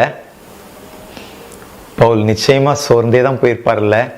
ஆமா, இவ்வளவு பாடுகளை அனுபவிச்சும் ஏசாமி அவங்க ஏற்றுக்கொள்ளேன்னு மனசு வருத்தமாக தான் இருந்திருக்கும். நீ கூட 1-to-1 பர்சனல் எவாஞ்சலிசம் ப்ராஜெக்டில் உன் ஃப்ரெண்டுகிட்ட சொல்ல முயற்சி செஞ்சு பார்த்து அது சக்ஸஸ்ஃபுல்லாக ஆகலைன்னு சொல்லி மனசில் வருத்தப்படுறியா? பயப்படாத, சோர்ந்து போகாத. ஏசப்பா உன்னை தேற்றுவார், உன்னை பலப்படுத்துவார். ஏன்னா அன்னைக்கு ராத்திரி ஏசப்பா பவுல்கிட்டத்தில் வந்து அவருக்கு தரிசனமாகி cheer up பால் அப்படிங்கிறாரு. பவுல், நீ தைரியமா இரு. நீ எனக்காக எருசலேம்ல அழகா சாட்சி சொன்ன. அவங்க ஏத்துக்கொண்டாலும் பரவாயில்ல, ஏத்துக்கொள்ளாட்டினாலும் பரவாயில்ல, நீ செய்ய வேண்டிய உன்னுடைய நற்செய்தி பணியை அழகா செஞ்சேன்னு அப்ரிஷியேட் தான் பண்ணாரு. அப்படி சொல்லிட்டு அவருடைய திட்டம் பவுலுக்கு என்னங்கிறத மறுபடியுமா ஞாபகப்படுத்தினாரு. நீ எனக்காக ரோமாபுரி போய் அங்கே உள்ள ரோம பேரரசின் அதிகாரிகளுக்கும் சாட்சி சொல்லணும் இல்லையா? அப்படி நீ சொல்லணும், அதனால தைரியமா இரு அப்படின்னு பவுலை ஏசப்பா உற்சாகப்படுத்துறத பார்க்குறோம். நிச்சயமா நீ ஆண்டவருக்காக சாட்சியா வாழணும்னு நினைச்சா அவர் உன் கூடயே இருப்பாரு, உன்னை உற்சாகப்படுத்துவாரு, சோர்ந்து போற நேரத்துல பலப்படுத்துவாரு. நிச்சயமா நீ அவரை நம்பலாம். இந்த நாள் பைபிள் ஸ்டடியில நாம என்னத்தை கத்துக்கிட்டோம்? முதல்ல நாம கடவுளுக்கு முன்பாக நல் மனச்சாட்சியோட அவருடைய சாட்சியா வாழணும். ரெண்டாவது, நம்ம தவறு எதுவும் செய்யக்கூடாது, செஞ்சோன்னாலும் அதை மறைக்காம சாக்கு போக்கு சொல்லாம அதை ஏற்றுக்கிட்டு வெட்கப்படாம மன்னிப்பு கேட்கணும், அவங்களோட மீண்டும் ஒப்புரவாகணும். மூணாவது, கடவுளுடைய ஊழியக்காரரை பற்றி நம்ம மரியாதை குறைவா பேசக்கூடாது. நாலாவது, ஏசப்பாவை பற்றி தைரியமா எல்லார்ட்டையும் சாட்சியா கூறணும், பயப்படக்கூடாது. மீண்டும் மீண்டும் வாய்ப்பு கிடைக்கும் போதெல்லாம் நம்ம சொல்லிக்கிட்டே இருக்கணும். எதிர்ப்பு வந்தாலும் சரி, நோன்னு சொன்னாலும் சரி, நம்ம சோர்ந்து போகக்கூடாது. நற்செய்தியை கூறுவதில் எதிர்ப்பு எதுவும் வந்தாலும் கூட நம்ம தொடர்ந்து இப்படி அவருடைய சாட்சியாக இருப்போம்னா ஏசப்பா நம்மோட கூடயே இருப்பார், நம்மளை உற்சாகப்படுத்துவார், நம்ம பலப்படுத்துவார். சரியா? இப்படி நம்ம ஏசப்பாவுக்காக நல்ல சாட்சியாக நம்ம வாழலாமா? நாம் ஜெபம் பண்ணுவோம். எங்கள் அன்புள்ள ஆண்டவரே, இந்த நாளுக்காக நன்றி செலுத்துகிறோம். இந்த அப்போஸ்தலர் நடபடிகளுடைய 23வது அதிகாரத்தின் ஆரம்ப 11 வசனங்களிலே நாங்கள் பல பாடங்களை கற்றுக்கொண்டோம். இந்த பாடங்களின் அடிப்படையிலே நாங்கள் உமக்கு உண்மையுள்ள சாட்சிகளாக நல்ல மனசாட்சியோடு வாழவும், எங்களுடைய குற்றங்களை வெட்கப்படாமல் மன்னிப்பு கேட்டு பிறரோடு ஒப்புரவாகவும், எப்பப்பெல்லாம் எங்களுக்கு வாய்ப்பு கிடைக்குமோ அப்பப்பெல்லாம் உமக்கு தைரிய சாட்சிகளாக எதிர்ப்பு மத்தியில் கூட தொடர்ந்து உமக்காக சாட்சியாக நிற்க எங்கள் ஒவ்வொருவருக்கும் நீங்கள் கிருபை செய்யுங்க. இயேசுவின் மூலம் வேண்டிக் கொள்கிறோம் பிதாவே, ஆமென். சரி, இப்போ இந்த நிகழ்ச்சியே செய்தி முடிஞ்சிருச்சு. இப்போ நம்ம வீடியோ பார்க்க போகிறோம். வீடியோவுக்கு நம்ம ஒரு லிங்க் கொடுக்கப்படும். அந்த லிங்கை நம்ம கிளிக் பண்ணி அந்த வீடியோக்குள்ளே போகலாம். தொடர்ந்து இந்த வீடியோவை நாம் பார்க்கலாம். அதோட இந்த நாளுடைய சண்டே ஸ்கூல் நிகழ்ச்சி நிறைவு பெறும். இனிமே அடுத்த சண்டே ஸ்கூல் நிகழ்ச்சி வருகிற பெரிய வெள்ளிக்கிழமை மாலையில் நம் மெயின் ஆராதனைக்கு பிறகு 3 மணியிலிருந்து நடைபெறும்.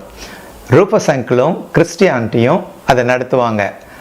மறந்துடாமல் அந்த நிகழ்ச்சியில் நீங்கள் கலந்துக்குவீங்களா? சரி, ஏசப்பா சாட்சியாக நம்ம தொடர்ந்து வாழுவோம். நன்றி. பாய்.